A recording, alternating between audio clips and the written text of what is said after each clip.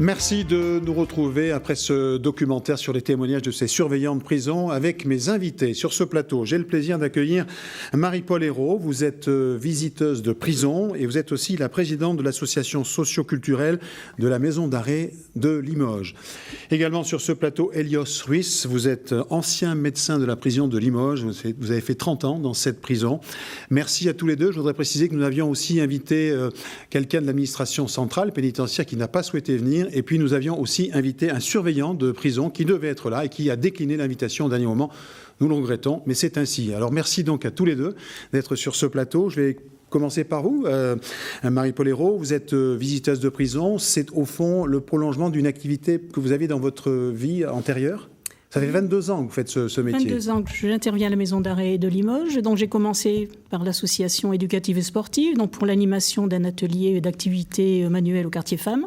Et c'est là que j'ai découvert la fonction de visiteur de prison, qui est une fonction bénévole auprès des personnes incarcérées. Ces personnes donc nous sont attribuées par les services pénitentiaires d'insertion et de probation. C'est ça. Comment on fait acte de candidature ? C'est-à-dire que vous allez vous déposer une candidature à l'administration pénitentiaire. Voilà, pour être visiteur de prison, il faut un agrément de l'administration pénitentiaire. Donc c'est un courrier qui est fait à la direction ou au service pénitentiaire d'insertion et de probation.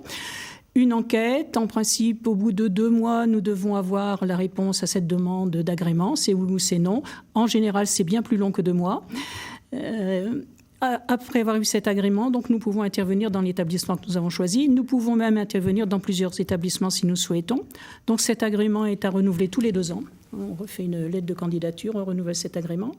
Les visiteurs interviennent auprès de toutes les personnes détenues, qu'elles soient prévenues ou condamnées, que ce soit des femmes, des mineurs, des majeurs, ce qui est le cas ici à la maison d'arrêt de Limoges, puisqu'il y a les 3 quartiers, mineurs, femmes et hommes. D'accord, on détaillera d'ailleurs ces quartiers tout à l'heure, puisque je pense qu'ils doivent avoir chacun ces quartiers, leurs spécificités.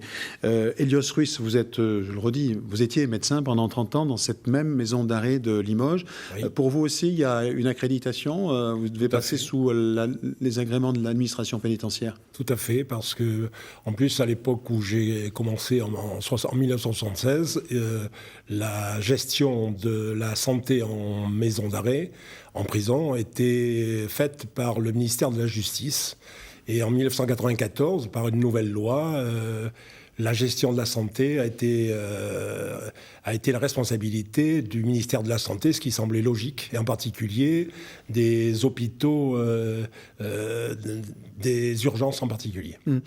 Ça a changé les choses, c'est de changer de ministère ? Oui, ça a changé énormément, puisque les rendez-vous en particulier, pour avoir des rendez-vous de spécialité, c'est plus facile quand on est dépendant de l'hôpital général et du CHU que quand on est obligé de passer par le ministère de la Justice. D'accord. Alors, vous avez choisi cette médecine entre ces murs, si j'ose dire. Oui. C'était un choix qui vous vient d'où, Elios ? Oui, moi j'ai choisi parce que j'ai toujours eu, compte tenu de mes origines, j'ai toujours été très sensible à la détresse et à la difficulté des gens, à la précarité. Et il m'a semblé logique de m'engager pour essayer d'apporter un petit peu d'humanité dans un lieu qui en manque singulièrement. On va essayer de voir. Alors, c'est un monde qui fascine, qui intrigue, qui fait peur. Bien sûr, ce monde carcéral, c'est un monde qu'on ne connaît pas. Avant d'essayer de voir un peu ce qui s'y passe, comment, au fond, un détenu vit à l'intérieur de ces murs, Marie-Paule Hérault, cette prison de Limoges, elle est comment ? Vous pouvez nous la décrire un peu ? C'est une grande prison, il y a beaucoup de cellules. Alors, c'est pas une grande prison, c'est une prison très ancienne, une des plus anciennes de France. Je crois qu'elle est de 1856. Donc, effectivement, des locaux très anciens, sauf le quartier mineur qui a été fait récemment et le quartier femmes aussi qui a été refait. Donc des cellules petites, beaucoup d'obscurité, pas de douche dans les cellules, ce qui n'existe plus actuellement lorsque les établissements sont créés, dans des conditions difficiles, aussi bien pour les personnes détenues, il faut dire, et pour le personnel aussi. Voilà. Beaucoup de surpopulation, je crois que nous aurons l'occasion d'en parler aussi. Parler, bien sûr. Surpopulation qui n'existe que dans les maisons d'arrêt, puisqu'un chef d'établissement ne peut pas dire non, ma prison est pleine, je n'accepte personne. Les magistrats incarcèrent, On va peut-être s'arrêter entre maison d'arrêt et prison, la différence, on peut le préciser parce que... Prison, c'est le terme générique. Une maison d'arrêt, dans une maison d'arrêt, tout le monde arrive en maison d'arrêt. Après un jugement ou avant un jugement, tout le monde arrive en maison d'arrêt. Et là, il va rester ou elle va rester en maison d'arrêt le temps du jugement ou l'attente du transfert. Et elle restera aussi, cette personne, en maison d'arrêt si la condamnation est relativement courte. En théorie, jusqu'à 1 an, les personnes peuvent rester en maison d'arrêt. Ensuite, elles sont transférées dans un autre établissement pénitentiaire qui, lui, est celui qui est définitif, après la peine. Oui, un centre de détention. Centre de détention.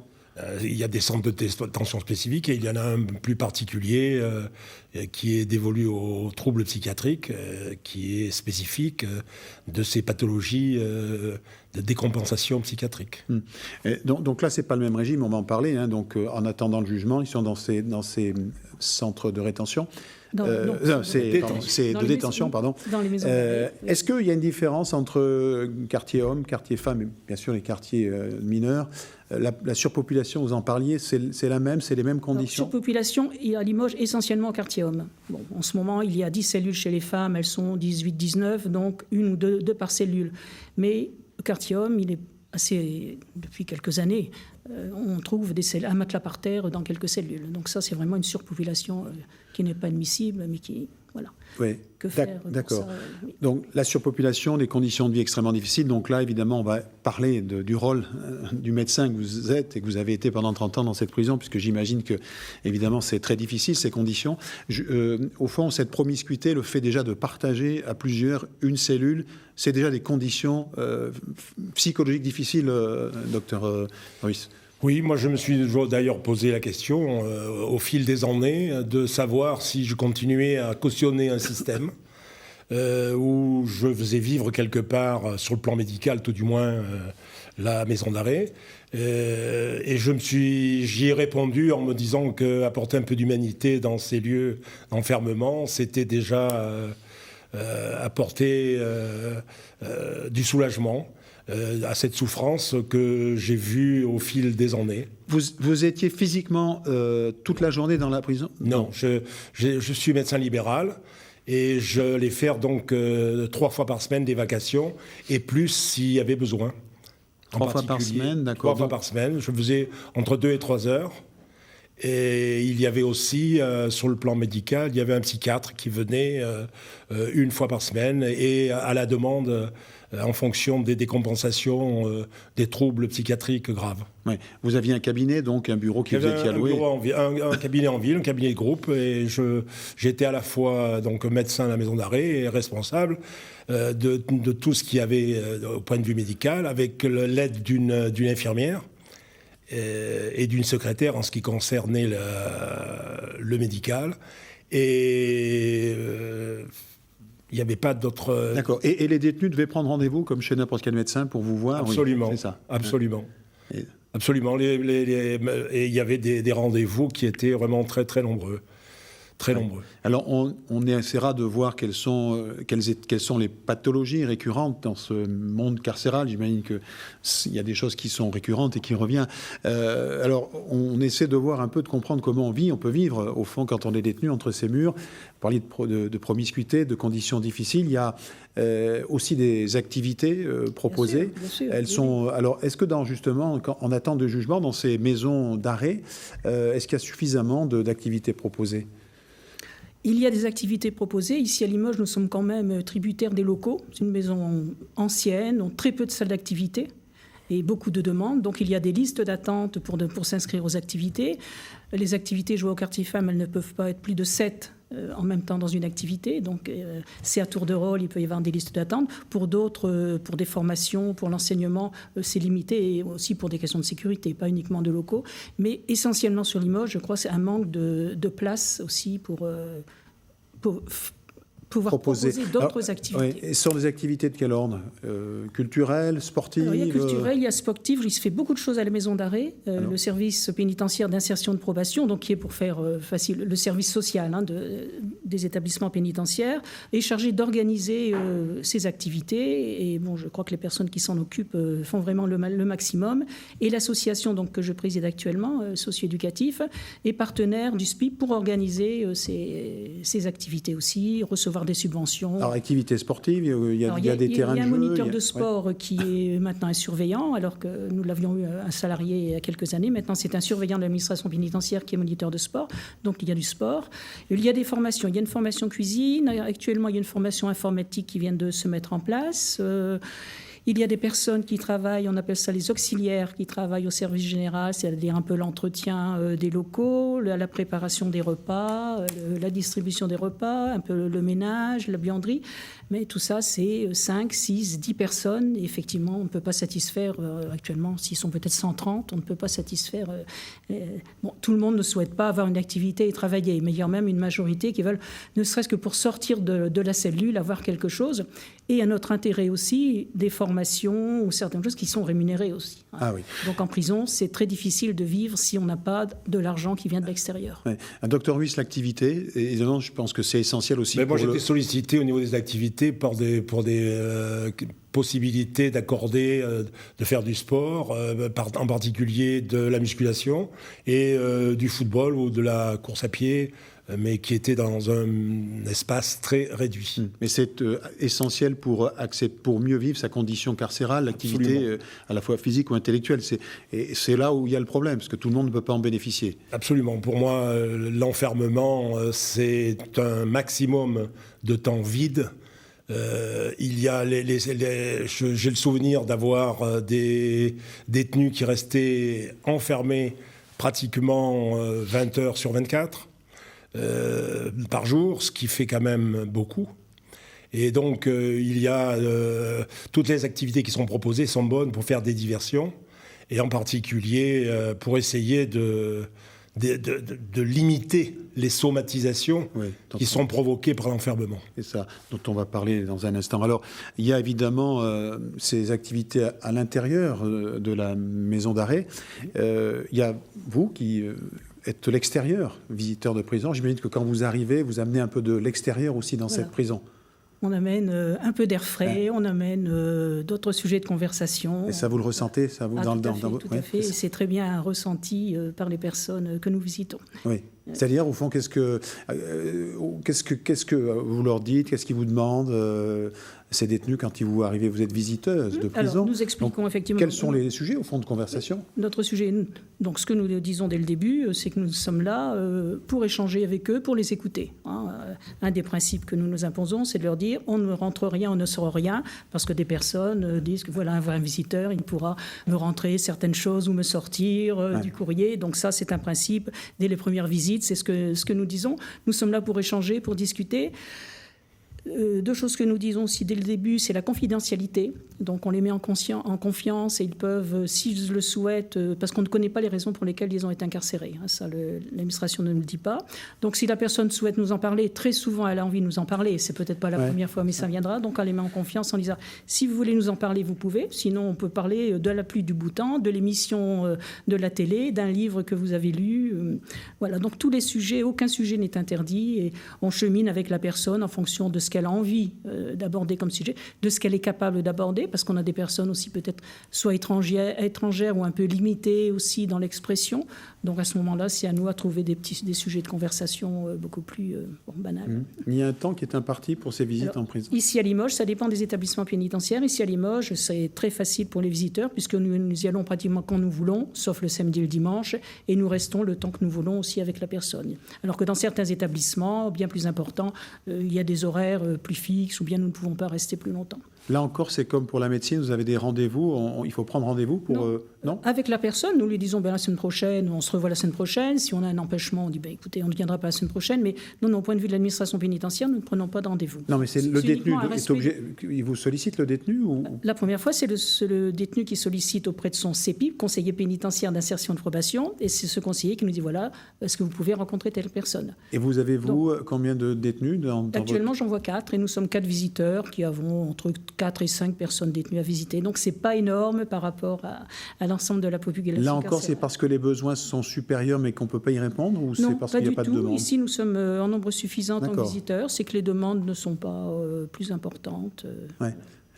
Docteur Huysse, l'extérieur qui rentre à la prison, j'imagine qu'on disait l'activité sportive, ça a du sens pour le détenu, évidemment, parce qu'il faut remplir ses vides. Les visites de l'extérieur, ça a aussi un sens pour l'équilibre du détenu. C'est, moi, un avis fondamental. C'est une des raisons pour lesquelles je suis allé dans ces lieux, apporter un petit peu d'humanité. Je pense que souvent, un regard, un geste respectueux, une parole, ça redonne un petit peu d'existence à ces gens qui sont en déficit de communication, d'abord avec eux-mêmes, avec les autres aussi, et qui malheureusement deviennent violents, ou par moments traduisent leur mal-être, leur souffrance par de la violence. Et je crois que ce qui est important, c'est d'essayer de rentrer en communication, d'essayer de les comprendre, et de comprendre pourquoi cette violence. Pourquoi ces gens-là, quand ils ne peuvent pas mettre des mots sur des situations de conflit, arrivent à un passage à l'acte, plutôt que de verbaliser, de comprendre et d'essayer d'être d'éviter la répétition des événements qui les ont conduits dans ces lieux. La violence, hein, au fond, c'est un vecteur, enfin c'est en tous les cas un problème qui revient souvent, hein, quand on parle des prisons, on parle aussi de la violence qui s'y exprime dans ces murs. J'imagine que vous-même, tous les deux, vous l'avez vu, vous l'avez vécu, cette violence. Et comment, en fait, on l'a. Alors, il y a bien sûr, et la médecine nous dira tout à l'heure, peut-être le médecin, comment on fait pour contrôler cette violence, sans doute, d'un point de vue peut-être chimique aussi. Mais vous, par exemple, vous arrivez à désamorcer des situations de violence en discutant? Oui, par l'écoute, tout à fait. Donc, jamais de violence vis-à-vis des visiteurs. J'ai jamais eu de cas où des visiteurs ont eu une agression, même verbale, hein, jamais. Mais c'est un peu aussi le défouloir, le fait de venir dans un parloir avec un visiteur. Ils vont oser peut-être nous dire qu'il a eu un souci avec son codétenu ou avec un surveillant, ou que la nourriture aujourd'hui, c'était vraiment pas bon. Ils vont nous le dire, ils vont savoir que nous, on va pas. On n'est pas là pour juger. Hein, c'est aussi une première chose que je l'ai dit. Nous, on n'est pas là pour juger. On les écoute, donc ils sont libres de nous dire ce qu'ils veulent. Et je pense qu'effectivement, à la fin d'un entretien, si la personne est arrivée un peu excitée, voire à rester debout, pas vouloir s'asseoir tout de suite, au fur et à mesure de la conversation, on va réussir à la calmer, elle aura pu s'exprimer, on montrera qu'on l'a comprise, sans forcément dire oui, c'est bien ce que vous avez fait ou pas, hein, mais dire qu'on l'a comprise. Et je crois qu'on est là aussi pour désamorcer certaines situations conflictuelles. Vous-même, vous êtes tenu par un devoir de réserve, sans doute, oui, sur les propos qui sont tenus. Ah, tout à fait, la confiance. Et je vous demande ça un peu à dessein, parce qu'au fond, si vous avez des confidences, parfois, puisque c'est des détenus qui sont en attente de jugement, est-ce qu'ils peuvent vous faire des confidences qu'ils ne feraient pas, par ailleurs, devant une cour d'assises ou devant un tribunal? Ça peut arriver, ça peut arriver. C'est arrivé Moi, personnellement, non, mais j'ai des visiteurs, oui, qui m'en ont parlé, puisque je fais des formations pour des visiteurs, et qui sont dans des situations très difficiles. Justement, que dire on a quand même un droit aussi de signaler certaines choses lorsque...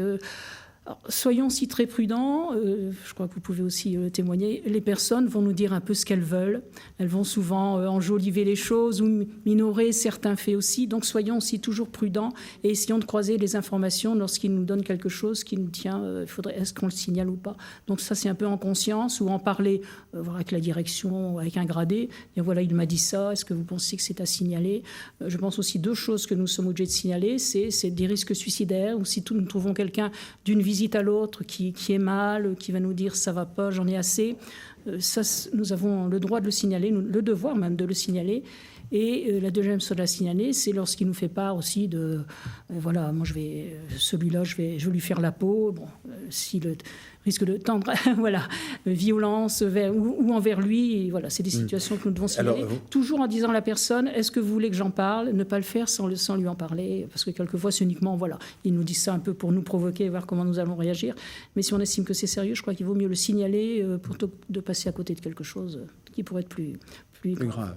Cette déontologie, vous l'avez vous-même, docteur, oui, c'est à l'intérieur des murs. Donc j'imagine que là, c'est un peu comme Marie-Paul Hérault, où il y a sans doute des propos, des confidences qui vous sont faites, cette qualité de médecin. Vous êtes aussi vous-même tenu par un devoir au fond de réserve, mais en même temps un devoir sans doute aussi de peut-être protéger. Oui, moi je suis rentré, quand je suis rentré à la maison d'arrêt de Limoges, les consultations se faisaient en présence d'un surveillant. J'ai exigé qu'il n'y ait pas de surveillant, que le surveillant soit à l'extérieur du cabinet médical. Et j'ai essayé de fonctionner en maison d'arrêt comme je le faisais en libéral en ville. Et c'est la règle, ça? Non, c'est pas la règle, mais moi je ne concevais pas, par respect du secret professionnel, qu'il y ait un tiers, même un surveillant, qui assiste à la consultation et aux confidences. Donc ça, c'est l'administration pénitentiaire qui vous a dit on est qui m'a autorisé à fonctionner de cette sorte. Et je dois dire que ce n'est pas parce que... Mais je n'avais pas envie qu'il y ait un témoin. À propos des surveillants, je trouve qu'ils ont un rôle fondamental, très difficile, qui est à mon avis méconnu et qui n'est pas suffisamment valorisé parce que ils aident énormément dans la relation dans la journée qui est très très longue, à recevoir des confidences, à essayer de recadrer des gens qui sont énervés, qui sont en phase de pré-crise ou de violence même. Et je trouve que je suis assez admiratif de leur travail. Oui, on aurait souhaité qu'ils soient là pour témoigner. On les accueillit avec plaisir. Malheureusement, bon, c'est pas le cas. Mais vous pouvez témoigner à leur place. C'est bien de le faire. Je vous rejoins tout à fait sur le travail remarquable des surveillants. Oui, qui n'est pas assez connu, sans doute pas assez valorisé, et qui souffre d'un déficit d'image. Un manque aussi d'effectifs. Ils n'ont pas le temps, je crois que c'est dit dans le documentaire, pas le temps d'aller passer 10 minutes dans une cellule quand ils voient que quelqu'un a besoin de parler, est en situation un peu difficile, par manque de temps et manque d'effectifs. C'est un travail qu'il faut faire connaître et reconnaître. Le documentaire d'ailleurs que vous avez fait passer, je trouvais qu'il était très intelligent et que les propos tenus par les détenus, hommes ou femmes, qui se sont exprimés, sont absolument judicieux. Et j'ai trouvé que c'était des gens de grande qualité. Parce qu'il se crée un lien au fond entre le détenu absolument, mais ils sont pour une part et pour une grande part, ils sont eux aussi incarcérés. Moi, je sortais au bout de 2 heures, 2 heures et demie, je regagnais mon cabinet, j'étais dans la vie de tous les jours. Alors que eux, ils y passent la journée. Souvent, des fois des dimanches, des fois c'est quand ils sont de garde de nuit. C'est vraiment un métier très, très, très... C'est-à-dire qu'il y a des symptômes qu'on peut reconnaître à la fois chez les détenus et chez les surveillants de prison, des pathologies qui peuvent se ressembler? Puisque vous dites qu'ils sont tous un peu incarcérés. Oui, je ne sais pas, mais au niveau de... Si vous n'avez pas compris le sens de la violence et le sens de la peine, si vous n'êtes pas posé des questions sur ces deux éléments, que sont le sens de la peine et donc le sens de l'incarcération, donner du sens pour essayer de fonctionner dans des lieux d'enfermement, c'est pas facile. Et puis, essayer de comprendre la violence pour la désamorcer d'une façon... autre que l'autorité et la hiérarchie et une réponse qui entraîne en définitive de la violence. Oui, c'est ça, mais je veux dire que le fait de vivre à la fois quand on est détenu ou surveillant de prison, cet univers carcéral, est-ce que ça, au fond, ça crée les mêmes pathologies chez ces deux populations? Ça peut... Pas complètement, parce que les seules pathologies, le seul parallèle que je pourrais faire, c'est au niveau de l'anxiété qui peut, ou de la névrose d'angoisse qui peut s'installer quand il y a trop de questionnements auxquels on n'apporte pas des bonnes réponses. Des fois, qui se traduisent par des somatisations, par exemple, en prison, il faut quand même savoir que ce sont des gens qui sont souvent dans une grande précarité dans la population. Il y a une majorité, il y a plus de 40% des gens qui sont dans la précarité, à qui on fait faire des tests, par exemple, de lecture, et ils sont en échec devant ces... Ils n'arrivent pas à poser même des mots et à comprendre. Ça, il faut... c'est une situation que les surveillants ont à gérer au quotidien. Ça, c'est fondamental. Ouais. Alors, évidemment, vous avez dit le mot... Enfin, cette détresse, elle s'exprime évidemment par une détresse psychique avec des pathologies qui sont parfois lourdes. Docteur Ruiz, c'est là comment... Alors, il y a un psychiatre, hein. Il y a un psychiatre qui, effectivement, faisait aussi des consultations une fois par semaine. Peut-être maintenant... Mais tout le monde... au fond, tous les détenus sont affectés par cette détresse psychologique ou... Pas tous, non. Il y en a qui ont d'autres moyens... en somatisant, déjà, de toute façon... il y a beaucoup de pathologies dermatologiques, par exemple, d'eczéma ou des choses de cette nature. Parce qu'il n'y a pas assez de mouvement, enfin ils sont trop enfermés, c'est ça le fait? Parce qu'il y a une cogitation qui devient... on n'arrive pas à poser des mots, les bons mots, et avoir une parole qui se pose sur une situation avec une analyse qui soit adaptée à ce qui est. Il faut savoir que les gens qui sont ici, ce sont des gens qui étaient déjà carencés, qui ont déjà subi des frustrations affectives dans l'enfance, et c'est pas par hasard qu'ils ont dérapé et qu'ils se sont trouvés là. Vous savez, ces 30 ans de maison d'arrêt, ça m'a appris que n'importe qui est capable de déraper et de venir en prison.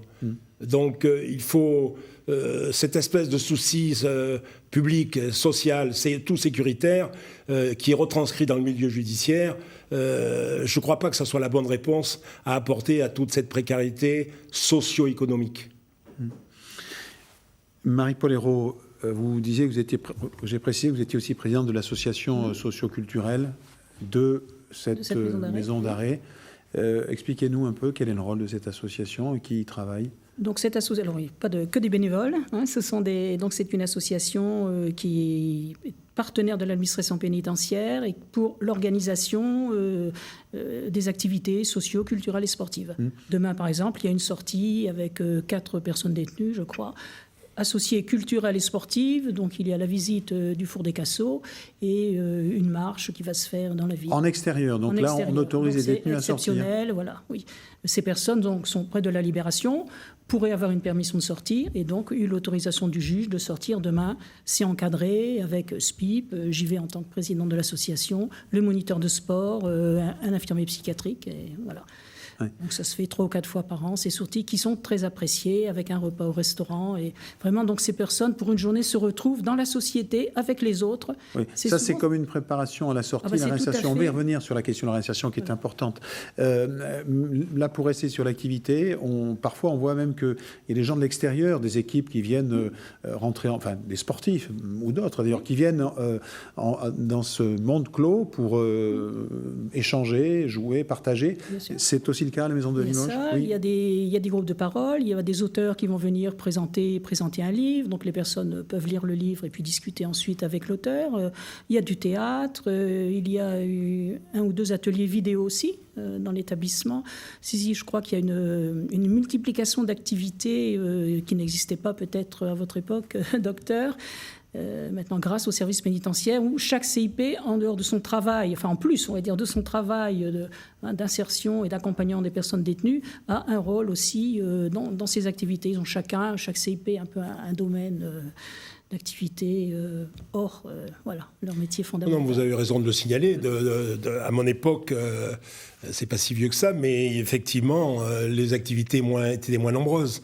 Mais enfin, il y a toujours quand même le ratio qui a été donné par l'administration pénitentiaire, qui est quand même que les gens qui sont incarcérés, les détenus, à peu près à 48% n'ont pas de diplôme.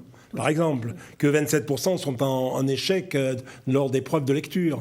Donc ça rajoute, c'est une double peine, ça rajoute à l'isolement, ça rajoute à la solitude, parce que quand on est dans ces lieux d'enfermement, ce qui m'a moi le plus marqué au départ, c'est d'abord cette solitude, cette promiscuité qu'il y a, l'insalubrité des lieux, il faut quand même le dire. Même si un lieu qui me semble propice à entrevoir une réinsertion à venir, ça serait d'avoir des activités physiques, d'avoir des activités culturelles, d'avoir des activités sportives, bien sûr, d'avoir des activités musicales, d'avoir des échanges, des entretiens, et d'avoir des couleurs autour de soi. C'est un milieu gris. On entend, quand on est dans une maison d'arrêt, le souvenir que j'en ai encore aujourd'hui, c'est les odeurs. Des odeurs qui sont particulières. Il y a que ces milieux d'enfermement que l'on retrouve quand j'allais faire des visites dans les cités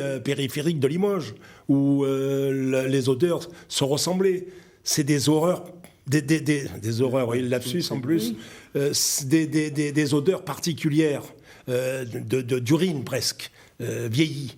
Et ça, c'est difficile à changer. C'est aussi le bruit des clés dans les serrures. Et ça vous... Encore aujourd'hui, j'y pense énormément. Et je suis imprégné par ce souvenir. J'ai eu beaucoup de plaisir à partager ces temps et à apporter un peu d'humanité dans ces lieux d'enfermement. Et le plus grand souvenir que j'en ai, c'est quand je suis sorti, ils sont tous venus me voir en consultation. Et ils ont tapé dans les casseroles et avec tout ce qu'ils avaient de métallique dans les barreaux pour me dire au revoir et pour me dire merci. Ouais. Vous semblez beaucoup ému en oui, disant ça. Oui, ça m'émeut énormément. Ouais. Et oui, vous vouliez rajouter quelque chose. Un phénomène aussi, ce sont les étrangers, de plus en plus d'étrangers, oui. Donc difficulté pour l'expression, pas de famille, pas de contact avec l'extérieur, difficulté aussi à s'inscrire à certaines activités. Donc il y a toute une population étrangère qui est très difficile. Oui, c'est plus difficile encore. Alors il nous reste 7 minutes à peu près. Juste peut-être, il y a une distinction à faire. Vous parliez quartier hommes, quartier femmes, et puis les quartiers adolescents. C'est des choses, c'est différent quand les adolescents sont pris en charge d'une façon différente. Alors maintenant, les adolescents sont pris en charge essentiellement par la PJJ, donc la protection judiciaire de la jeunesse, avec des journées très chargées. Donc ce qui fait, ça leur plaît pas trop, parce qu'à l'extérieur, ce sont quand même des gens, ces jeunes, lorsqu'ils arrivent en prison, c'est vraiment que toutes les mesures ont été essayées, d'autres mesures, et bon, c'est vraiment la dernière case prison. Donc des jeunes qui n'ont pas l'habitude de se lever de bonne heure, qui vivent la nuit et qui dorment le jour. Donc difficulté à leur faire prendre un rythme un peu normal, on va dire, donc pour ces mineurs. À Limoges, c'est depuis quelques années, ça ne se fait pas dans tous les établissements pénitentiaires, mais beaucoup d'activités sont mixtes. Comme demain, la sortie, bon, je crois que cette fois-ci, il n'y a que des hommes, mais la sortie pourrait être mixte. Il peut y avoir mais à l'intérieur de la prison aussi, c'est des essentiellement activités les femmes qui vont, mixtes aussi. Plus de salles quartier hommes, des femmes qui vont pour faire des activités avec des hommes. L'enseignement aussi, ou pour passer des diplômes, peut se faire au quartier homme maintenant, alors qu'avant, c'était vraiment une séparation. Une femme ne devait jamais croiser un homme. Là, il y a des activités mixtes qui se mettent en place. Et ça, effectivement, c'est aussi pour la préparation à la sortie. À Levant, on voyait bien, on côtoie des hommes et des femmes. Pendant quelques mois, quelques années, on ne côtoie plus que des personnes du même sexe. Bon, je ne vois pas pourquoi on ne continuerait pas, effectivement, à côtoyer. En fait, peut-être qu'on peut au médecin, le fait de reproduire un peu à l'intérieur, ce qui se fait à l'extérieur dans une société. Les hommes et les femmes sont ensemble. Est-ce que ce n'est pas, au fond, ce qui est nécessaire aussi quand on est dans un milieu fermé ? Tout à fait, c'est même indispensable. Alors je pense qu'il y a dû y avoir des progrès, vous en avez parlé, mais je pense qu'ils sont indispensables par rapport, par exemple, à la vie familiale, où les visites devraient être plus nombreuses, par rapport aussi à un problème qui est tabou, c'est la sexualité en prison. Oui, le côté même sentimental aussi. Je pense qu'il est important d'avoir des lieux d'intimité par rapport à des familles, parce qu'il faut bien aussi savoir que le sens de la peine, il est multiple, et pour la famille, qui n'est pas dans les murs enfermés, ils sont aussi d'une certaine façon incarcérés. Et ça, on n'en a pas assez conscience. Et ce que j'ai aussi quand même retenu beaucoup, c'est, je prêche un peu dans le domaine médical sur un sujet particulier, la surmédicalisation et en particulier la surconsommation de médicaments pour pallier à ces excès, ces violences de l'enfermement. Vous donniez vous-même bien sûr qu'on ne m'a jamais forcé la main, mais j'étais effectivement tenté de tranquilliser tout en expliquant le pourquoi du comment, tenter de donner des médicaments pour essayer de tranquilliser les gens, de faire en sorte qu'ils aient des nuits à peu près correctes. Vous avez eu des grandes détresses, docteur oui. C'est peut-être aussi ces détresses qui étaient prêtes de passer à l'acte. Vous avez, j'imagine, été confronté à ce genre de situation ? Absolument. Absolument. Mais vous savez, donc ces médicaments, à l'époque, nous on appelait ça la fiole. C'était des gens qui, d'ailleurs, arrivaient par des subterfuges à accumuler des médicaments que l'on mettait dans la fiole pour éviter des tentatives de suicide.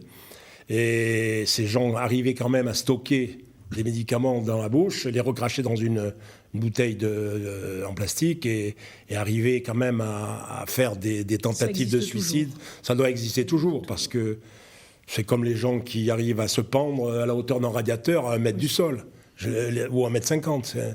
Je l'ai vu malheureusement aussi. Et le problème qui me semblait aussi difficile, c'est par rapport aux jeunes, c'est les enfermements au quartier disciplinaire. le quartier disciplinaire, où quand il y a 2 ou 3 cellules qui sont occupées de quartier disciplinaire, il y a des violences verbales entre les gens qui sont là.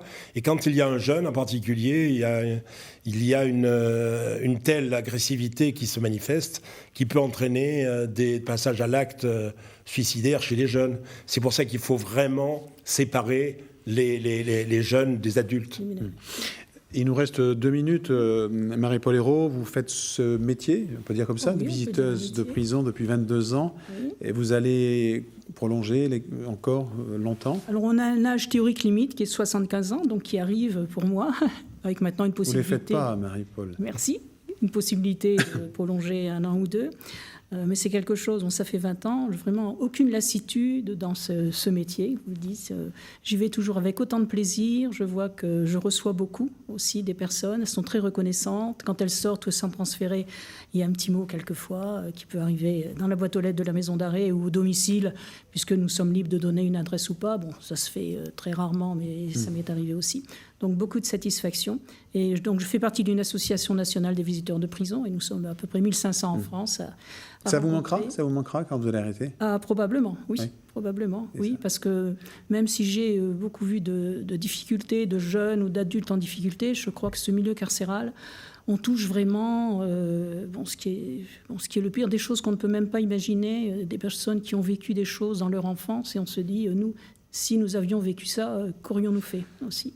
Docteur Ruiz, vous avez cessé votre activité en prison il y a à peu près combien de temps? Il y a une 12aine d'années. D'accord. Et vous vivez toujours avec cette vision? J'ai toujours cette vision-là. Et ça vous parlais tout à l'heure d'émotion, mais je pense que ça n'a jamais été très gratuit d'en parler comme ça, simplement.